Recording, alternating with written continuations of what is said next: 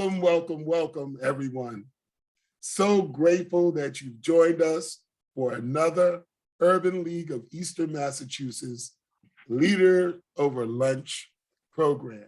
Today, we have an exciting program for you, one that's going to focus not only on the Boston Marathon and why do we run, we're going to answer that question for you, but while you're having the opportunity to think about why we run, why we participate, let's all begin to think about our own health, our mental health, our physical health, our emotional health, and all of that. I'm Dr. J. Keith Motley, typically serving as Chancellor Emeritus and Professor at the University of Massachusetts, Boston. But today, I humbly serve as the Consultant President and CEO of the Urban League of Eastern Massachusetts. I'm joined by my co-host and the chairman of the board for the Urban League of Eastern Massachusetts, Attorney Joseph Feaster. Chair Feaster, why don't you open us up? Well, thank you very much, Dr. Motley. I normally when one asks that question is leadership in prayer, but I will forego that since I don't have my ministerial license as of yet. But I know that we prayerfully want to bring this into session. And as always, I enjoy co-hosting Leaders Over Lunch with you and with the team that puts it together in terms of William Watkins and Othniel and Charles and others at the Urban League. So thank you once again.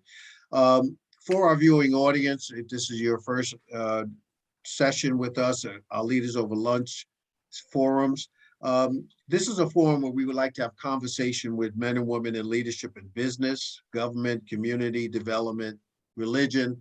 We try to cover a number of topics which are both instructional and helpful to those of us in the community.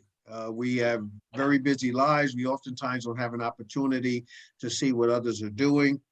And this is an opportunity and one which is near and dear to my heart. Not that I've ever run a marathon, but in terms of I consider myself a track aficionado, but much shorter distances in my earlier years. But I'm pleased to have persons who are in the governance of bringing the marathon through. I know that John Hancock is represented here, but I recall when we at Prudential, where I was an attorney, we used to host a marathon back in the day, and then John Hancock did take it over and have done an extraordinary job. But we have two persons who have joined as the members of the Board of Governors of the Boston Athletic Association. That's what the association that sponsors the marathon. Adrienne Benton, my neighbor and good friend for a long, long time, as well as Keith McDermott, who you may know from the Reggie Lewis Center, a preeminent track person in all up and down the East Coast and throughout the country, and a dear friend as well for a long, long time. I want to also introduce Annie Duong-Turner, who is the Director of Community Investment at John Hancock, and thank them for their involvement with and leadership in bringing the marathon to us. And of course, my good friend and mentee, Dion, who is the Chief of Operations for the City of Boston. Without the City of Boston licensing, there would be no marathon. Without City of Boston Police, there would be no marathon, EMTs and fire. So appreciative that the city is engaged here right now. Dr. Motley, what I've missed is whether we are going straight into the questions, and Williams, you can direct me. We're introducing. So I don't have that piece, so I'm going to say I'm going to turn it back to you. This is a conversation. So yeah, we're going to. Okay, so we're not going to introduce the runners until later because it's a big reveal.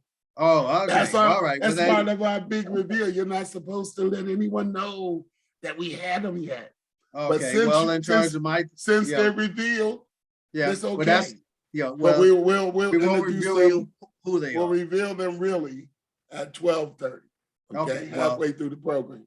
But absolutely, I do want to say, although you as a track guy didn't run the marathon, the big fella ran the marathon in 1981, and he finished the marathon and he left without getting his medal. Years later, while I was conducting a commencement ceremony, the Boston Marathon president and group came and finally gave me my medal for finishing because they heard that I just left. I was so overwhelmed by the entire process that I took and went on home, okay? I had raised the money for the students that I wanted to raise, and I went home. So we want to start out in this conversation just asking you all how you transitioned through this pandemic. How are you? You know, we hope you're well, but also talk to us a little bit about how you got involved with the Boston Marathon. So why don't we start with Adrienne, why don't you start us out?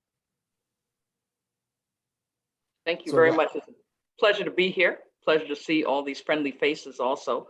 Getting to see people more in person, which is very, very exciting. For me, I started my run journey in 2014 using the walk to run, walk before you run application.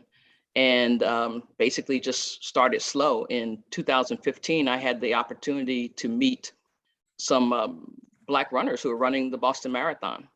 And one of the things that I personally realized very quickly is that, you know, Black runners would see each other, but they'd all give each other the nod, but there really wasn't that connection. There wasn't that feeling of, oh, I'm in Boston or I'm from Boston, and you knew where to sort of connect with your folks. And also, I didn't feel like they even knew how to really connect with the BAA. So I started a meetup. We're now called the Black Unicorn Marathoners. And we're actually having our meetup on April 16th at the Reggie Lewis Center. This will be the first time that it's going to be open for the community to celebrate all of these Black runners that are running Boston, because there are Black runners that run Boston that aren't elite runners. And people need to see that, and people need to celebrate them. So we're going to be doing so at the Reggie Lewis on April 16th. But anyway, so during that whole process, I had the opportunity, I actually met Tom Grillick on the street, on Boylston Street. And I told him, I said, hey, you know, there's some runners you need to meet. And basically from there, you know, we started conversations. The BAA has been supportive of our meet and greet event. They've had someone there every single year to welcome the runners. So has the city of Boston, because it was just very important for these runners to know that they're welcome in the city of Boston, that they're seen, you know, and that they can be a part of things. And so fast forward, you know, I've worked with the BAA in different capacities. I'm part of the Boston Running Collaborative Steering Committee. I've worked with the Road to Wellness, and that's a collaboration with the BAA, Hood Fit, and DIMIC, as well as several other organizations. Black Girls Run supports that initiative and others. And so through that evolution, you know, I became more familiar with the BAA, and the BAA became more familiar with me. And so unfortunately, after Gloria Ratty passed away, I was asked to become a part of the Board of Governors. I feel like, you know, the BAA is really trying to make some moves with, you know, Keith McDermott coming on, as well as myself, and there have been others before me. There have been other Black men on the board, and there are other white females that are on the board also. But for the BAA to approach me, to have me come on as part of the board of directors, you know, you have to give us some power to do that. You know, you have to be willing to sort of change the relationship dynamic. And so the fact that they were willing to do that showed me that they were very serious about making moves forward and becoming more diverse and inclusive. I know I've kind of gone beyond sort of how I got involved, but all of that is important in how I became involved, and why I accepted the nomination to the board, because I felt like there was some real substantive things happening. No, there's never going above and beyond. Just keep this conversation going. That was perfect. Thank you. What about you, Keith McDermott? How does a sprinter, first of all, here you are, a sprinter, and now you're involved with marathoning. But you know, how have you been doing during this transition, during the pandemic, et cetera? Well, you know, first of all, I got to say, first of all, thank you for having me. It's great to have people that you've always looked up to, as Keith Motley could tell you, and Joe Feaster.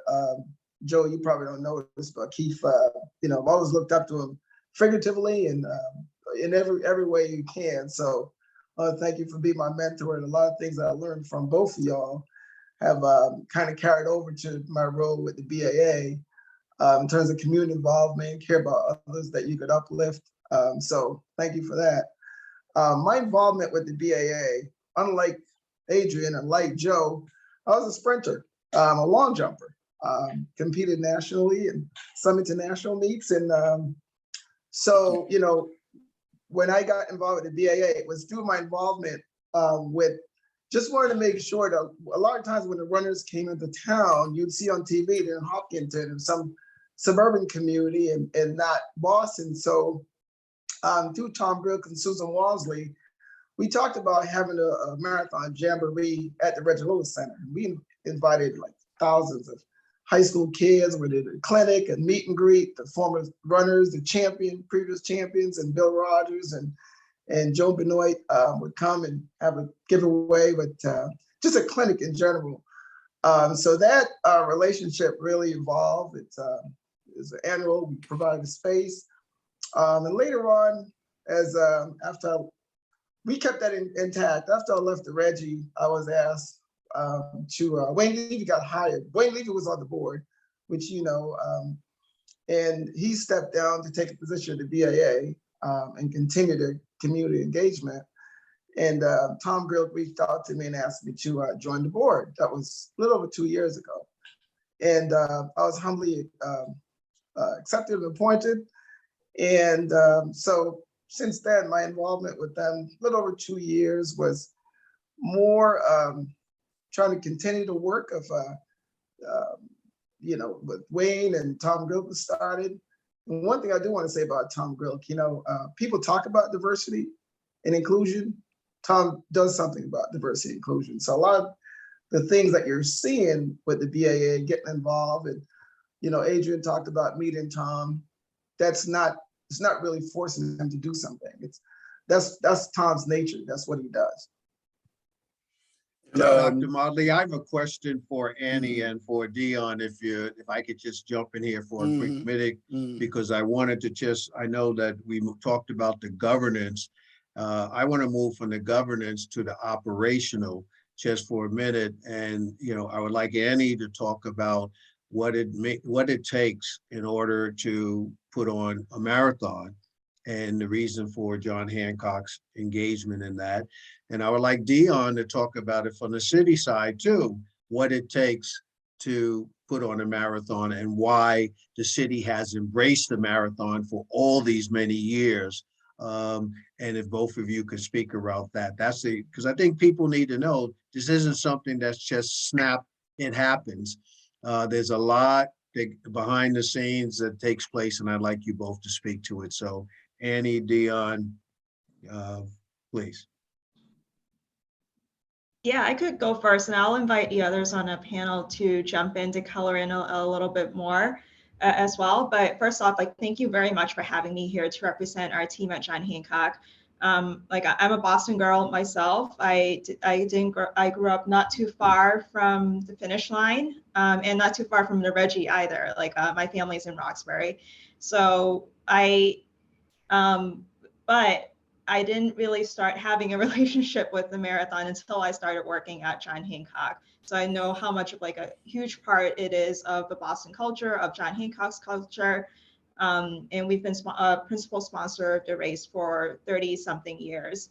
And as the principal sponsor of the race, we've been very fortunate to be able to donate over 1,000 entries to the Boston Marathon to community organizations. And in the Urban League of Eastern Massachusetts is one of our partners of this program. We call it the Marathon Nonprofit Program. And the past couple of years have been very challenging, to say the least, for fundraising, for the marathon. But the race was, finally able to happen in large part of the partnership with the BAA and local governments. It happened for the very first time in 2021 on October 11th.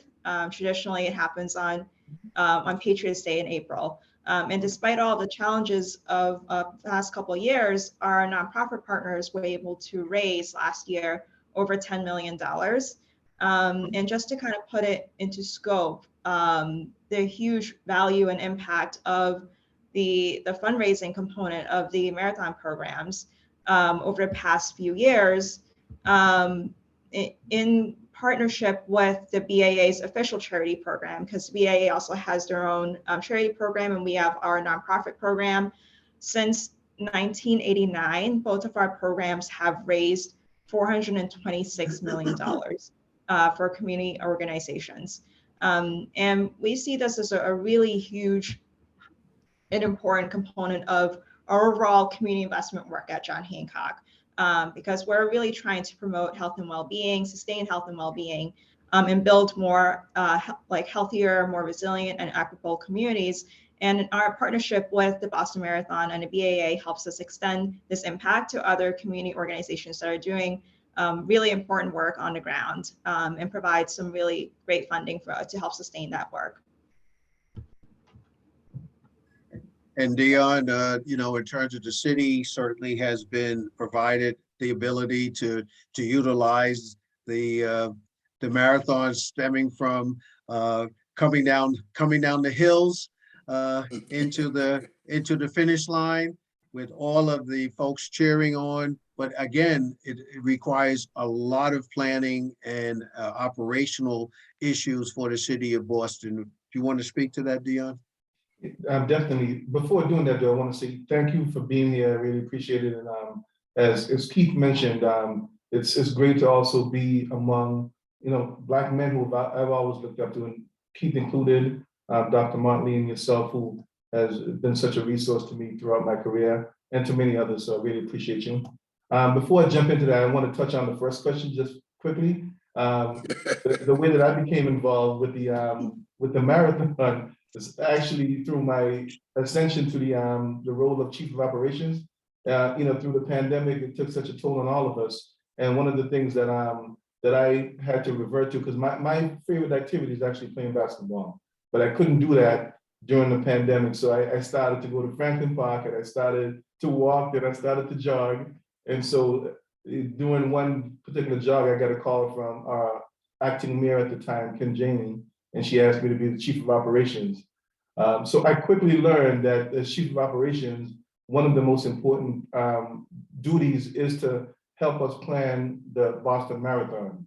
And during the first meeting I had with them planning the marathon that occurred in October, was the realization of how huge of an operation this is. This is a huge citywide operation. Our meetings involve about 20 to 30 different city agencies, about 60 people for each meeting. Every agency you could think of is involved, from the licensing board, inspection services, the police department, our emergency medical services, our transportation department, our public works department, our parks department. The state agencies like the Department of Conservation and Recreation. There are so many agencies involved in so many details that need to be addressed in order to have a successful marathon. So that leads us to having at least 4 large meetings over the course of, let's say, about 6 months. And that doesn't include some of the smaller meetings on specific topics that occur. In fact, for the upcoming marathon, we had our final big meeting yesterday to iron out the details, iron out from the construction of the stage to the different events that are going to lead up to it. I know there's a 5K on Saturday. So that's just to give you a flavor. It's a tremendous commitment on behalf of the city to making sure that this is a successful event. It's an event that the city has always embraced and continues to embrace. And we look forward to it in this particular context. I think it's going to also mark the emergence from the pandemic and the reopening of the city truly, and good boost for our economy as well. So that's how we feel about it, and we're happy to continue to be a part of making it successful. Dion, before I give it back to Dr. Motley for inquiry, if you can, I can recall that when the bombing took place here at the marathon, in fact, my wife and I, we were in Kauai, and I was telling them I was willing to be the Boston correspondent while I was there to talk about it, since I was from Boston. But the issue since that time, just so both for the runners as well as for the visitors and the viewers, I'm sure the security plan has intensified since that particular issue. Can you give any light or shed any light on that? Or if it's too sensitive an issue, then say that and we move on. Yeah, well, definitely won't want to give any details, but yeah, you're correct. Security has intensified ever since that unfortunate day, and that means that the access that some folks have and the things that they have been accustomed to being able to bring close to a marathon, it's not possible. Our police department has done a tremendous job in making sure it is the most secure event that we have in the city, and so you can expect that that will be the case again for the upcoming marathon. Thank you, Dr. Motley. Yeah, so one of the things that we're always concerned about at the Urban League of Eastern Massachusetts and an Urban League in general is the opportunities for engagement, particularly from a business perspective.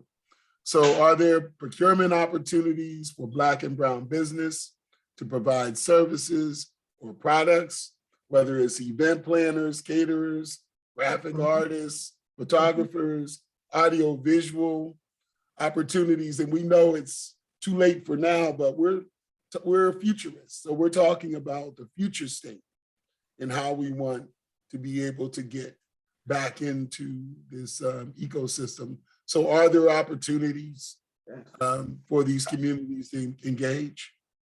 I can take that, Keith. Yeah, I'll throw part of that to Keith, and then I'll take the other part. So. Yeah, there are.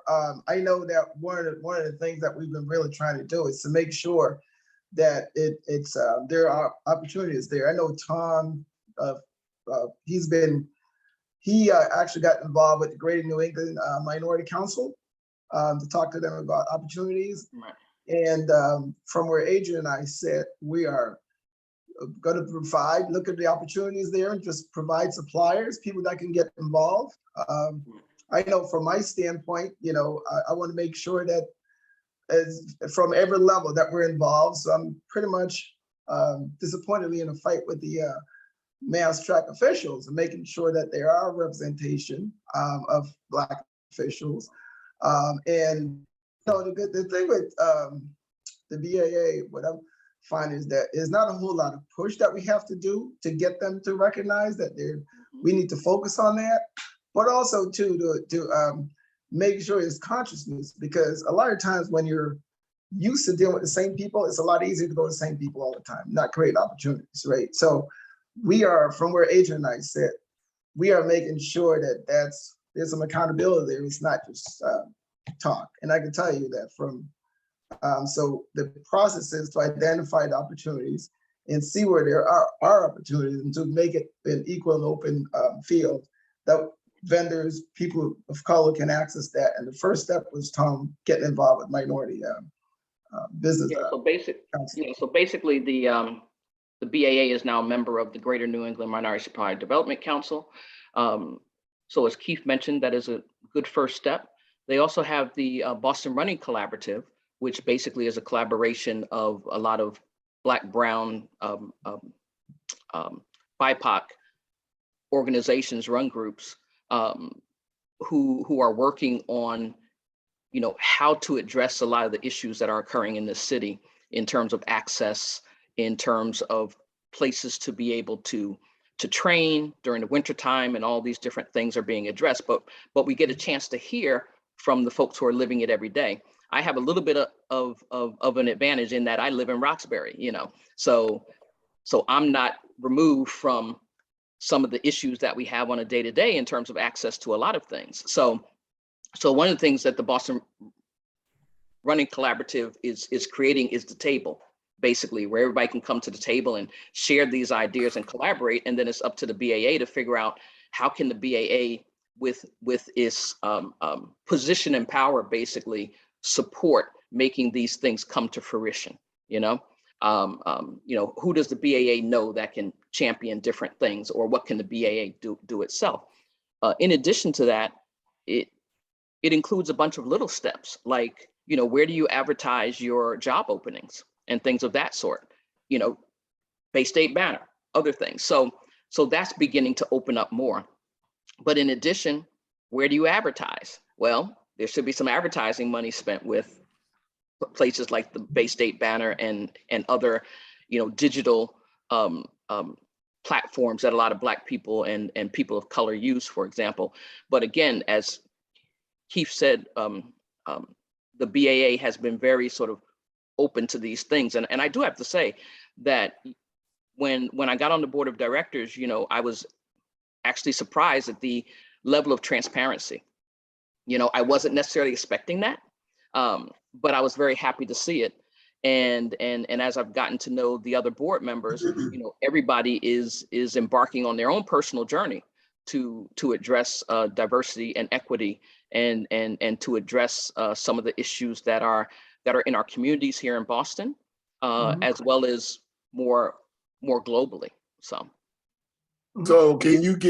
are there any examples that either of you can give that will talk about the changes and the commitments that the BAA has made to address systemic racism in the running industry, or anything like that you want to share with us?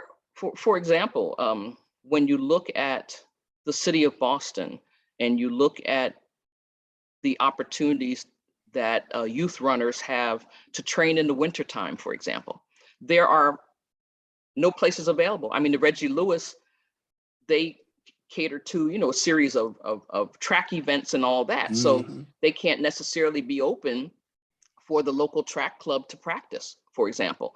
So just that disparity alone creates a lot of inequity, So one of the things that the Boston Running Collaborative is doing is looking at ways to identify some outdoor tracks that basically could benefit from having a bubble put on them in the wintertime, like they have over at Northeastern. So that way these kids don't have to travel all these other places to be able to train through the wintertime, for example. Something as small as that can make a huge difference in our community's ability to participate fully in the sport, for example. The other thing is that the BAA is talking about how they can support creating pathways to careers in track and field. So for example, you have track officials, you have people that may want to become coaches, but how do you get from point A to point B? How does that happen? So one of the things that the BAA could do is possibly, facilitate some training classes and underwrite the cost for that so people can get their certification, underwrite the cost of people becoming coaches, for example, to create career paths within this industry, and also be able to expose people to all the different jobs and careers available in the area of track and field, and in particular distance running. I mean, when you think about it, this is a global sport. This can take you anywhere and everywhere, and so being able to create a way for people to see that they can get from point A to point B, that's extremely important. Well, we only have a Well, few more. and if I could just add to that, Keith, is that, in terms of specific examples, the contractor, the vendors that the BA used were putting in a system for putting in numbers for minority, not quotas, but there's clause in there to involve to have it be a diverse field. We're also have a BAA charity program where it's a different set of funds just to support grassroots organization. Last year, there's monies given out to youth track clubs to help them create programs. Also to get the runners into the Black and brown communities. You could see it, you could live, if you could see it, you could live it, So those are some of those things, but some tangible things about 2 years ago, the city of Boston was given $250,000 to turn fitness centers into wellness centers for several schools as well. So Dion, I see you have your hand up. Yeah, I just Well, wanted to before we quickly, move on to that, whoa, just for one quick moment, we only have a few minutes for this segment here, and I do want to hear, and I'm going to ask you, Adrienne, can you put information in about the Boston Collaborative? We probably won't be able to get back to you. You mentioned it. We mentioned it, the Boston Running Collaborative. No one knows what it is or how they can contact you, one. And then in terms of it, I think Dr. Motley was saying to go to Dion and to Annie, there's a role for the city to play in this procurement issue as well as John Hancock. And we'll take that and then we have to move to the next segment. Go ahead, Dion. Yeah, just quickly. So the Boston Running Collaborative was started by the BAA, I think almost 2 years ago now. You can actually go to the BAA's website. So it's baa.org. There is a page about the Boston Running Collaborative. You can see the various run groups and organizations that are part of this collaborative, but it is truly a grassroots effort.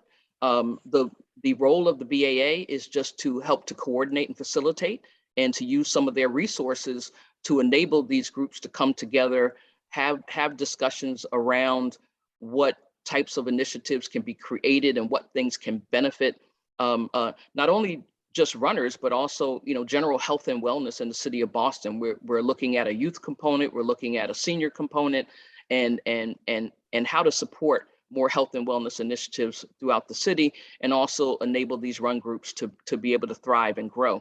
So, but if you go to the BAA website, you can see more about that. Susan Walmsley from the BAA is the primary contact for the Boston Running Collaborative, and people like Thaddeus Miles, for example, serve as part of the steering committee. Ruben Sanka is part of the Boston Running Collaborative steering committee, and you'll see other familiar names on there who are involved in this. So again, it's very grassroots. We push everything down to the collaborative members, and everybody contributes equitably, and then everybody makes decisions collectively as to what initiatives we want to pursue.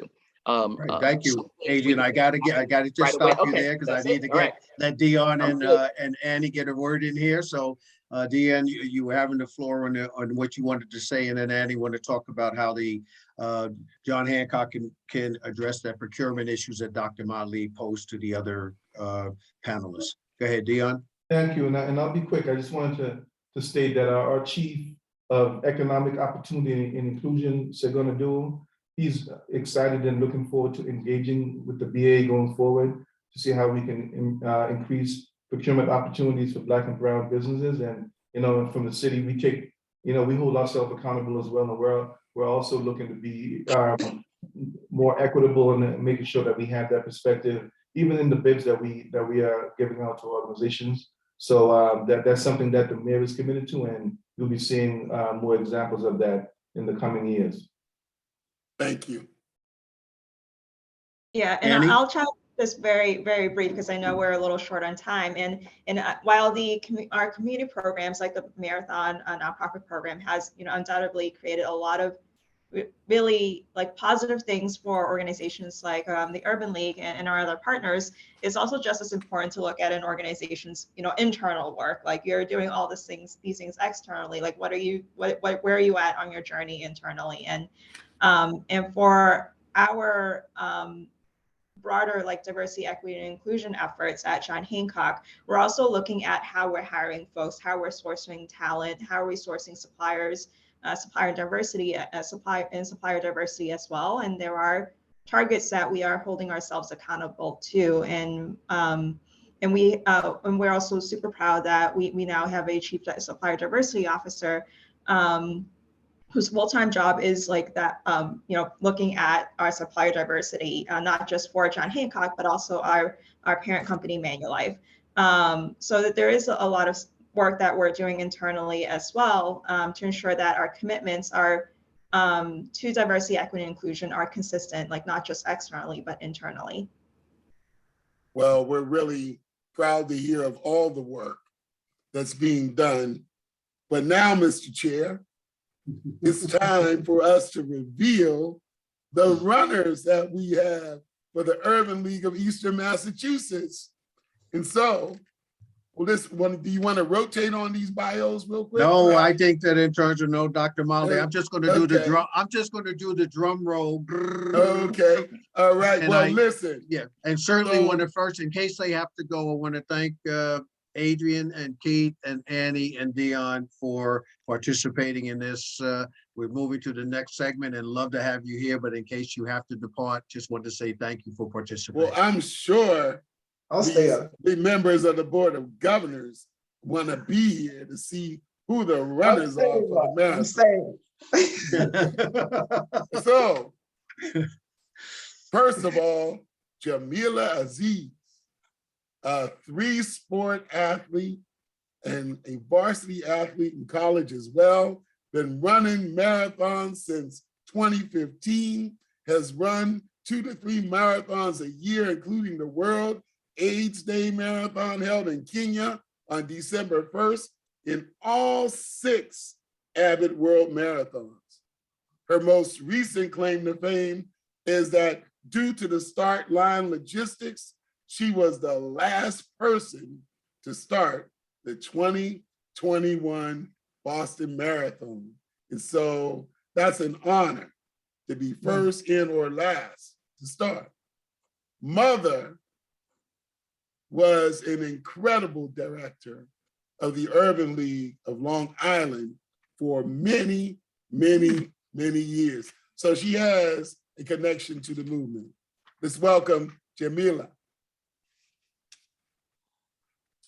Next, we want to welcome Karen Amar. Originally from Chicago, she resides in Southern New Jersey, a registered dietitian nutritionist who works as a program specialist for federal child nutrition programs. She's a triathlete who's raced and run across the country and the world. At present, she's on a journey to run about 6 Abbott World Marathon majors.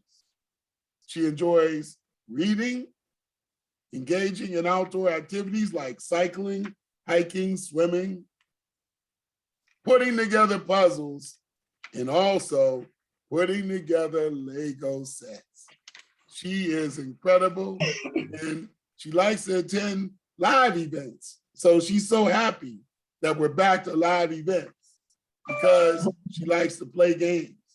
But she's a Green Bay Packer fan, and so she just wants to be straight up about that. But she's running for the Urban League of Eastern Massachusetts, and we love her for that. Thank you for being here today with us, Karen.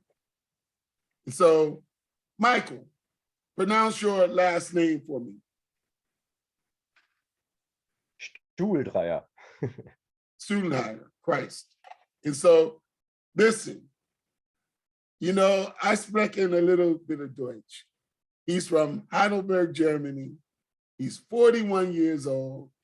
He's married and has a 2-year-old son that he's running this marathon for as well. He's a CEO of HR consultancy. He ran his first marathon in Berlin in 2015. The Urban League of Eastern Massachusetts reaches its arms around the world to get our running team. His dream is to run and finish all 6 World Marathon majors, and Boston is his number 5, and he's doing it for the Urban League. So let's welcome our runners. Put our hands together virtually for them. We're so glad to see you. Welcome. Thank you for joining us today. We are so, so, so proud. We're honored to have you here with us today, and so grateful that, you know, the Board of Governors of the Boston Marathon is here. The Boston Athletic Association is here with you as well. We listened to all these goals you have and you've achieved already. So we know you're going to achieve that goal of raising the funds for the Urban League of Eastern Massachusetts and our programs, but also running this marathon at the time and with the competitive spirit and grace that you all have intended prior to coming into this particular race. So Chairman, do you want me to start out with the questions? No. I can't let you take all of this. You know, I can't let you do all of that because you will. And so Well, before I'm you just going to do, take a before- little, I'm going to take a little chairman's prerogative here and just want to be able to say, I want to say to all of the ones, Jamila, Karen, and Michael, I am honored to be in your presence. And well, Adrienne as well, who has run the marathons.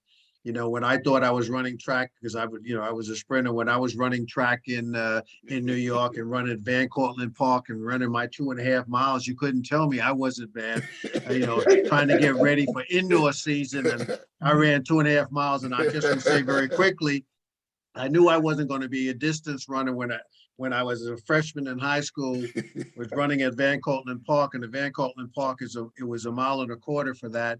And you run across 600 yards is about the flat part you get. I still remember this, and that was 1963.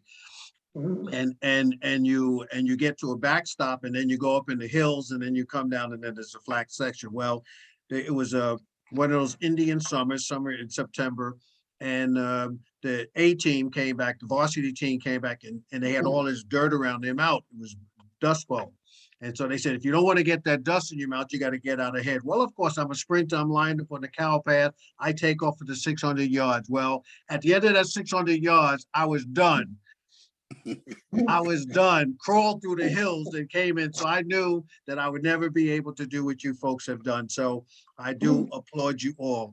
Would like each of you to talk about, how did you get involved in marathon running? I think it's important for our listening audience here, our viewing audience, in order to get a sense of that. There could be some young people out here to know what you great marathoners do. So since I'm going to start with, since Karen's last name ends with an AR and yours, Jamila, ends with an AZ, I'm going to let Karen start off the conversation. So Karen, can you, how did you get involved in marathon running? I would like you, Jamila, to answer that. And then Michael, if you will go next.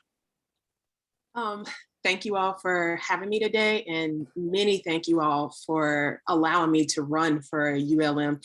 I am just over the moon about this. Never thought I would run Boston, but here I am.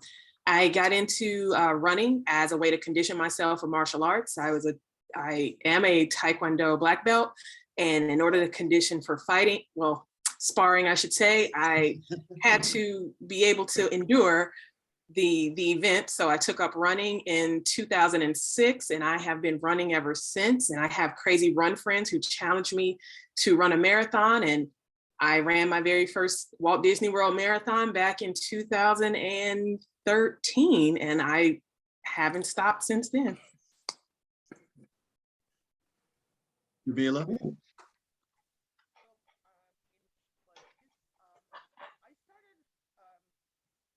Jamila, you're on mute, my dear. You may have to turn up your volume. It's the same volume, so it must be the computer. So see if you can turn it up a little bit or move closer.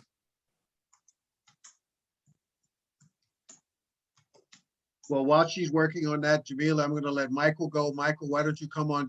Jamila, why don't you work out the sound issue for you? Unless you've done it already. Are you ready now? Still can't get it. Michael? Okay, yeah. First, English is not my native language, so sometimes perhaps I have to search for some words, but I guess we get this done.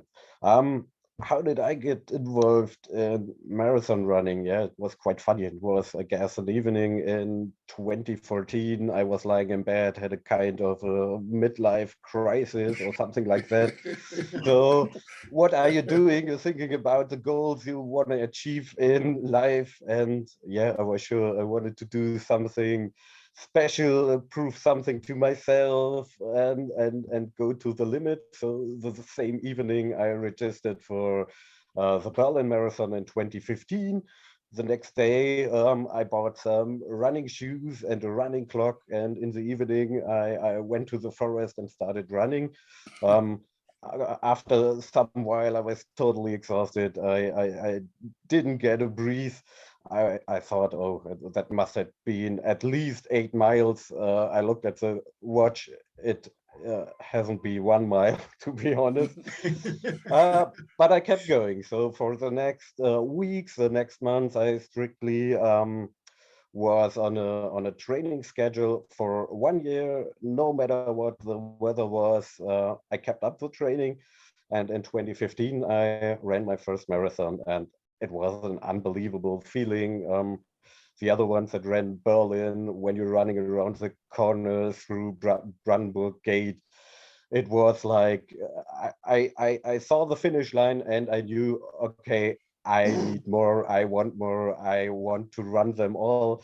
And so I ran Chicago in 2018 and New York City in 2019 and last year London. And my goal wasn't to run Boston this year. It was, I decided on the 9th of February to run Boston. So I'm totally looking forward to Boston in 2 weeks, and thank you for the opportunity to run with you. Can you hear me now? We sure Yes, can. yes, we can hear you now. Thank you. You just did the marathon, Jamila. Exactly. I'm so sorry. Like, I don't even know I know how to fix it, but I don't really know what the right settings are. So I just keep toying with it until it works. So, but so I'm Jamila, and I've been running. I was an athlete all my life, as my bio said, and gradually for conditioning and to, keep in shape, I was running a little bit at a time. I got dared into running a half marathon with some friends in Bermuda. So it wasn't really like they had to put a gun to my head, but I did it. And then I was running half marathons and I really didn't have to train. And I thought, this is so easy, but there's no way I could do this twice. That's what I remember thinking. And in 2014, I actually got diagnosed with an autoimmune disease. And it was mainly because all of a sudden I couldn't run very well.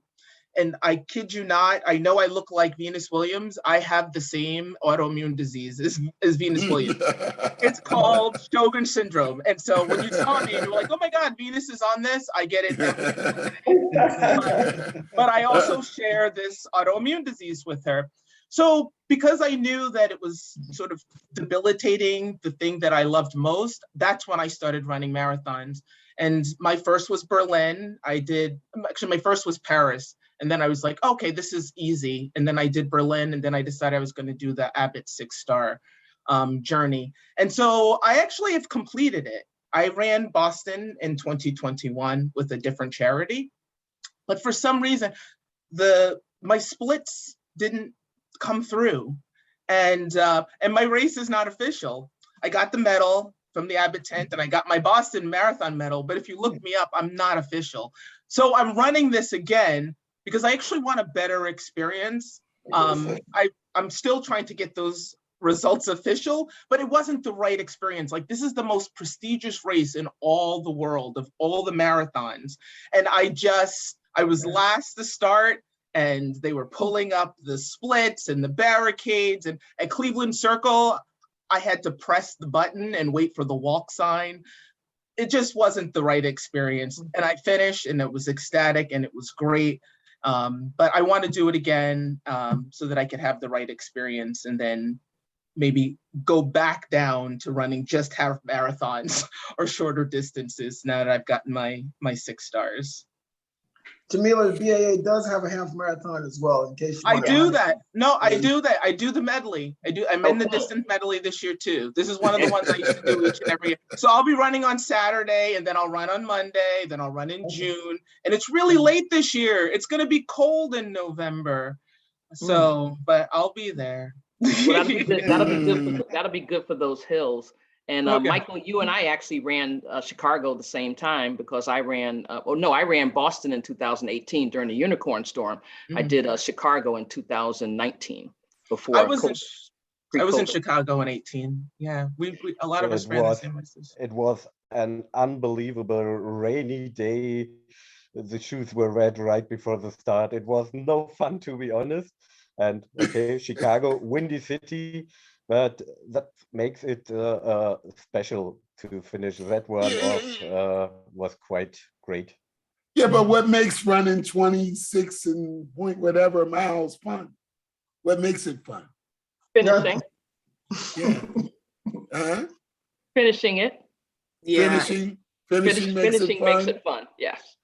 What about, is it about relationships? Is it about challenging yourself? Are those fun elements of it? I guess it's, oh, sorry. No, go ahead, Michael. I guess it's about everything. The whole community, the whole marathon community is wonderful, and perhaps it's one kind of why marathon, and I guess the combination with the values of Urban League fits quite good together, because at the starting line, to be honest, yeah, it doesn't matter who you are or where you're coming from or what your color is or how much money you earn. No one cares about it. It's just to finish this marathon, yeah? And you all together, you're one community. It's so often you're running the 26.2 miles and on the track you're talking to other people. Yeah, someone said, wow, you ran Berlin that year because I'm wearing the shirt or stuff like that. And you're talking. It's really quite wonderful. And yeah, like I told, you have your own limits. You want to prove yourself, all that stuff. But it's really to come together with other peoples from other countries, from other continents with a different background. Echo that sentiment, Michael. And it's interesting you said that about New York. I ran New York that same year. And it's one of the most beautiful things that I've encountered with running, whether it's been here in the States, just across the states running, or whether it's been in Paris. I ran Berlin. You had me laughing with the turns going into Brandenburg Gate. It was like, thank God I'm finished. But it was I was crying on that race because I was hot and tired the year I ran it. It was like 2018. And the thing is, it's just along the way, the push that you get from people that are running the race. They're like, you got this, come on. Or the crowd support that's on the side. And one thing is about Boston is that I have watched Boston on TV for several years now. And I always still get goosebumps when I see people get toward the end of Boston. I'm like sitting up there crying right along with the runners, like, they did it. And I think about myself this year, and it's just like, oh my God, that's gonna really be me. It's just amazing. It's just that feeling of camaraderie, that community, everything that goes along with running marathons. It's always a great feeling when you're out there. Well, let me say when you're done, but when you're out there and you're kind of getting through it, it can be a little challenging, but it's still a sense of accomplishment when it's over. So I know, Jamila, you've run Boston before. Has anyone else run Boston before? So what advice would you have for them? Don't start last. Train on hills. Train on hills. Oh, yes. Do your hill training, because the race can be challenging, even though there are hills in the first part of the race is predominantly downhill. And then when you get to the middle, you're encountering all the hills in Newton, and you just really have to be able to sort of pace yourself and focus. So that way, by the time you get to Kenmore Square, you can put a little pedal to the metal and get to the finish line. So I don't know why you weren't there to tell me that when I was running it in 1981.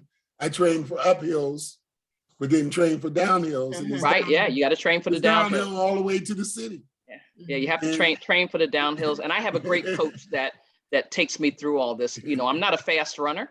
I run to finish healthy and to make sure that I achieve my own personal goals. I mean, at 62, you got to give me a little space. So I'm not fast, but I finish. So hey, Ma, as a segue to that, why don't we take our liberty of Board of Governors members invite the chair and Dr. Motley and the Urban League to be our guests at the finish line, VIP guests at the finish line, so we can see the runners finish up. Wow.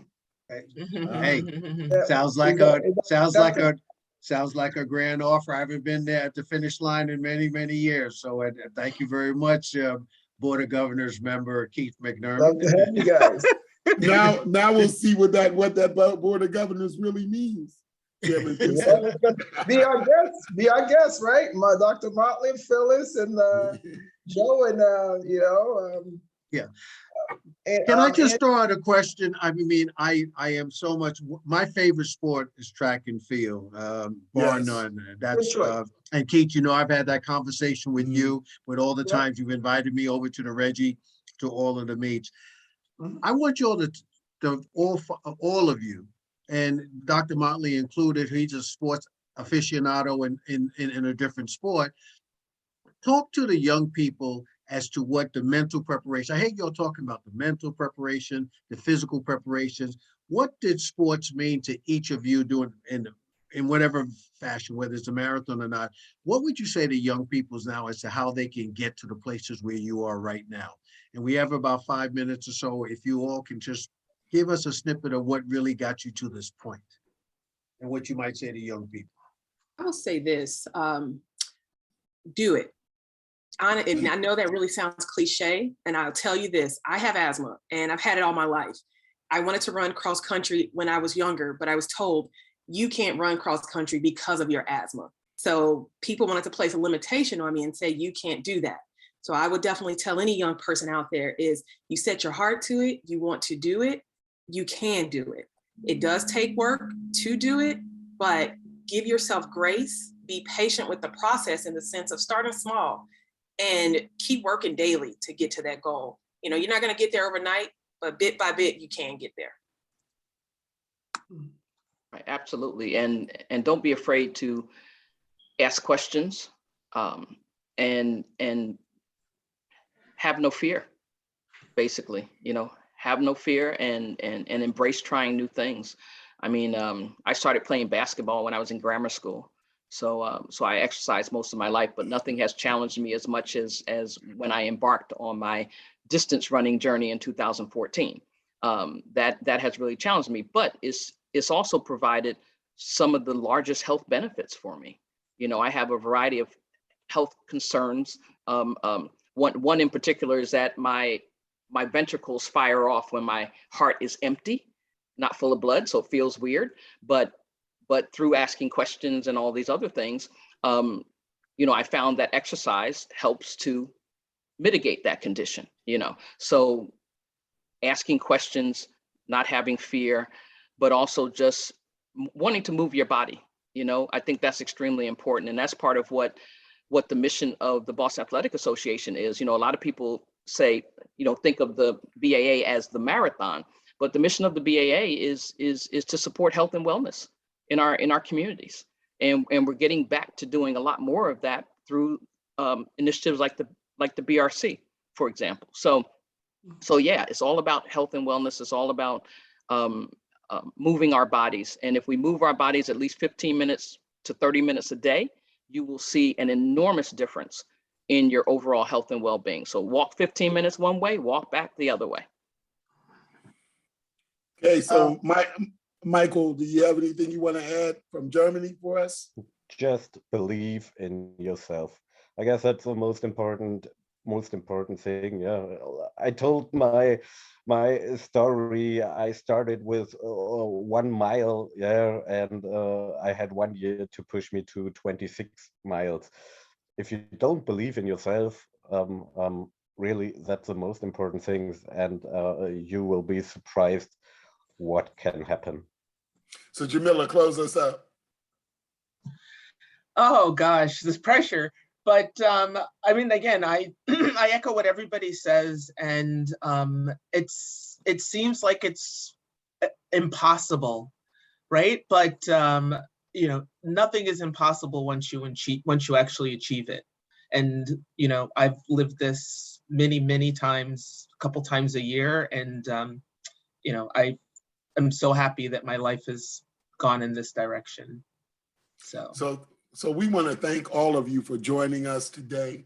So grateful to you for you know, doing this for our programs and our services. Most importantly, for being an example to others. We're going to share this widely with lots of folks. We're going to fundraise over the next couple of weeks to make sure that folk know they can support you and your teams. And I know that Charles has been putting those things in the chat. I want to thank William and Charles and Natalie and Uda for your support of this program. As staff for the Urban League of Eastern Massachusetts, thank you so much. www.ulem.com. You can sort of donate to us through that. So thank you. We'll see you the next time on Leaders Over Lunch. Take care.